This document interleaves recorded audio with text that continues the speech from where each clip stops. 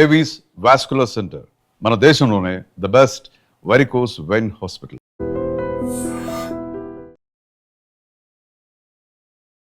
నారాయణపేట జిల్లా కోస్గి మండలం అట్లాగే చంద్రమంచ గ్రామానికి చెందినటువంటి నవవధువు మొన్న సండే రోజే మ్యారేజ్ అయింది. ఆమె పేరు వచ్చేసి శ్రీలత. అండ్ రంగారెడ్డి జిల్లాకు చెందినటువంటి ఒక యువకుడితో మొన్న సండే రోజే మ్యారేజ్ అయింది. మ్యారేజ్ అయిన తర్వాత ఈ కార్యక్రమాలు కొన్ని ఉంటాయి. అట్లాగే చాలామంది కూడా కొత్తగా పెళ్ళైన జంటల్ని వాళ్ళ ఇంటికి పిలుస్తూ ఉంటారు. సో మేనమామ ఇంటికి రమ్మని పిలిస్తే ఈ ఇద్దరు కూడా కలిసి వాళ్ళ మేనమామ ఇంటికి వెళ్ళినారు. అక్కడ ఎంతకీ బాత్రూంలో డోర్ పెట్టేసుకుంది శ్రీలత. ఆ తర్వాత ఎంతకీ డోర్ కొట్టినప్పటికీ కూడా తీయలేదు.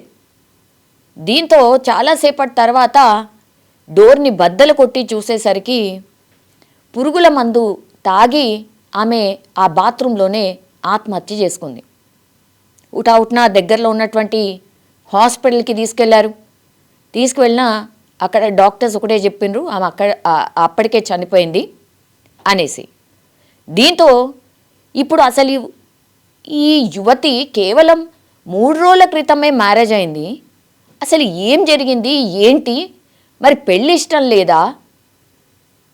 ఈ కొత్తగా జంట ఎవరైతే ఉన్నారో వాళ్ళిద్దరి మధ్యలో ఏమైనా మనస్పర్ధలు ఉన్నాయా ఏంటి అనేది పోలీసులు పూర్తిగా కేసు ఫైల్ చేసి విచారణ స్టార్ట్ చేశారు. అప్పుడు ఒక్కొక్క విషయం బయటకు వచ్చింది. ఇప్పుడు ఈ శ్రీలత ఎవరైతే ఉన్నారో, ఈ అమ్మాయి ఎవరైతే చనిపోయిందో, ఈ అమ్మాయికి ఆల్రెడీ ఇప్పుడు నేను ఇంతకుముందు చెప్పినట్టుగా ఆమె గ్రామానికి సంబంధించిన ఒక వ్యక్తితోని ఆమెకు పరిచయం ఉంది. ఇద్దరు కూడా ప్రేమించుకున్నారు. పోలీసుల వివరాల ప్రకారం, కుటుంబ సభ్యులు చెప్పిన వివరాల ప్రకారం వాళ్ళిద్దరూ 3 నెలల క్రితం మ్యారేజ్ కూడా చేసుకున్నారు. ఇది ఏమాత్రం కూడా తల్లిదండ్రులకు ఇష్టం లేదు. అంటే అమ్మాయి వాళ్ళ తల్లిదండ్రులకు ఇష్టం లేదు. పంచాయతీ అయింది, చెప్పిండ్రు, చేసిండ్రు, ఎంత చెప్పినా కూడా ఆ అమ్మాయి వినలేదు.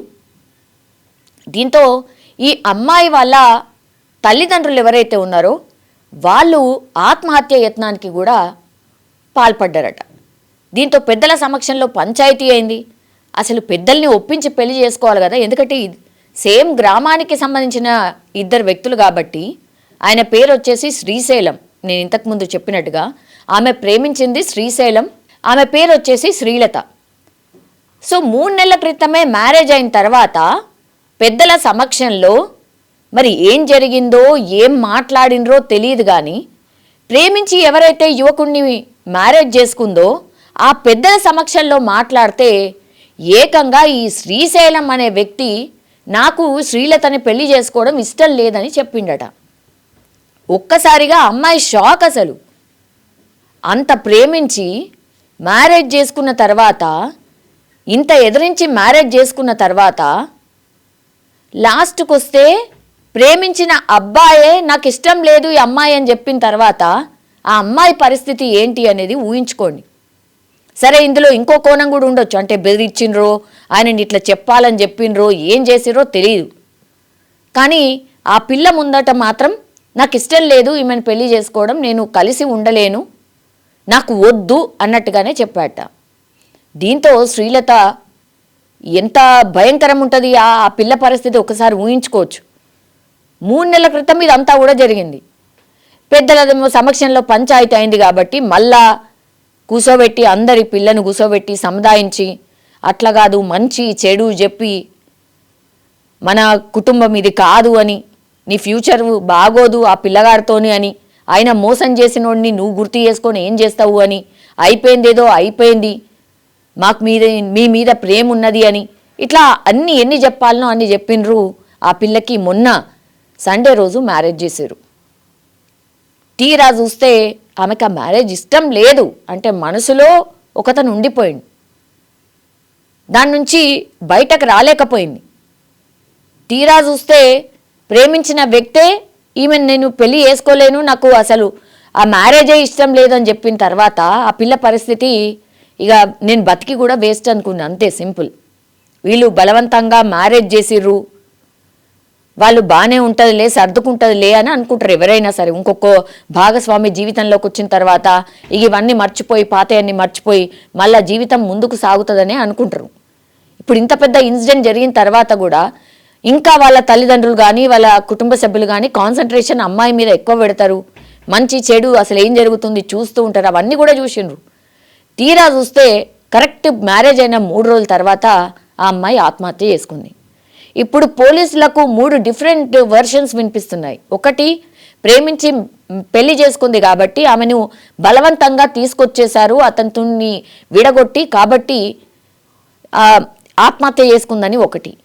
లేదు, వీళ్ళ కుటుంబ సభ్యులకి ఇష్టం లేదు, వాళ్ళిద్దరూ బాగానే ఉండే అని ఇంకొక వర్షన్. లేదు, ఆ పిల్లగాడు మోసం చేసిండు, అది తట్టుకోలేకపోయింది మా అమ్మాయి కాబట్టి ఆత్మహత్య చేసుకుంది అని 3వ వర్షన్. సో ఇట్లా అందరి దగ్గర నుంచి స్టేట్మెంట్ తీసుకున్న తర్వాత పోలీసులు అయితే కేసు అయితే ఫైల్ చేశారు. కేసు ఎవరి మీద ఫైల్ చేస్తారు? ఇప్పుడు ఆత్మహత్యకు కారణం ఏంది అని అంటే మరి ప్రేమించి పెళ్లి చేసుకున్న శ్రీశైలం మీద ఫైల్ చేస్తారా? లేదు, ఆ అమ్మాయిని బలవంతంగా తీసుకొచ్చారు తల్లిదండ్రులు విడిపించి ఆ పిల్లగాడి నుంచి కాబట్టి ఈ తల్లిదండ్రుల మీద కేసు నమోదు చేస్తారా? ఈ కుటుంబ సభ్యుల మీద నమోదు చేస్తారా? ఎవరి మీద నమోదు చేస్తారు? తీరా చూస్తే ఆ పిల్లనైతే లేదు కదా. సో తనకి ఇష్టమే లేని పనిని బలవంతంగా చేయించిండ్రు కాబట్టే ఈ దారి లేక ఆత్మహత్య చేసుకున్నట్టు స్పష్టంగా అర్థమవుతోంది. పోలీసులు అయితే విచారణ స్టార్ట్ చేసిండ్రు, కేసు నమోదు చేసిండ్రు. మరి ఇందులో ఏమవుతుందో ఏందో తెలియదు. కానీ చాలామంది ఇట్లా అంటే ఎటు అర్థం కాని పరిస్థితుల్లో ఏం చెయ్యాలో తెలియనటువంటి సిచ్యువేషన్లో చచ్చిపోతేనే బెటర్ అనేదానికి వచ్చేస్తున్నారు. అందుకే ఆత్మహత్యలు కానీ చనిపోవడాలు కానీ ఈ మధ్య కాలంలో పెద్ద ఎత్తున పెరిగిపోయినాయి. చాలా ఆందోళన కూడా వ్యక్తమవుతోంది వీటిపైన. సరైన పర్సన్స్ గైడెన్స్ లేకపోవడం, ఏదన్నా మనసులో ఉన్నది మాట్లాడుకోవడానికి ఎవరికి కూడా అవకాశం లేకపోవడం, ఎవరికి చెప్పినా ఏమవుతుందో అన్న భావనలో ఇట్లా లోపల కుమిలిపోయి చనిపోయే వాళ్ళ సంఖ్య చాలా పెద్ద ఎత్తున పెరిగిపోతోంది. కానీ అత్యంత బాధాకరం, లాస్ట్కి వస్తే 3 రోజుల క్రితమే మ్యారేజ్ చేసిర్రు. పాపం ఈ విషయం అసలు ఇప్పుడు మ్యారేజ్ చేసిన అతనికి తెలుసో లేదో తెలియదు. కానీ ఇప్పుడు ఆయన మీద కూడా కొంత నెగటివిటీ వచ్చేస్తుంది కదా, అట్లా చేయొద్దు కదా. ఇప్పుడు అమ్మాయి జీవితం నాశనం అయిపోయాయి. పాపం అబ్బాయి అంటే ఏం కాదులే మళ్ళీ ఇస్తారులే అనుకుంటారు, కానీ ఆయన మనసులో కూడా ఉండిపోతుంది కదా. సో ఇట్లా పెద్దలు డెఫినెట్లీ ఆలోచించాల్సిన అవసరం అయితే కనిపిస్తోంది. నిజంగా ప్రస్తుతం ఉన్నటువంటి సమాజం దేనికి ప్రయారిటీ ఇస్తుంది? ఆర్థిక సంబంధాల చుట్టూ మాత్రమే తిరుగుతోంది. మళ్ళీ ఎన్నికలంగానే చాలా విరక్తి కలుగుతున్నాం. మంచి అనిపిస్తుంది కదా, లేడీస్ కూడా ఛాలెంజింగ్ జాబ్స్ చేసినప్పుడు చాలా బాగుంటది. ట్రాఫిక్ అసిస్టెంట్స్ గా నియమించిన ట్రాన్స్జెండర్స్ అందరితో సాల్యూట్ చేయించుకుంటున్నారు. ఫుడ్ డెలివరీ ఇవ్వటానికి వెళ్ళినటువంటి డెలివరీ బాయ్ అనిల్ పై కళ్ళ ముందు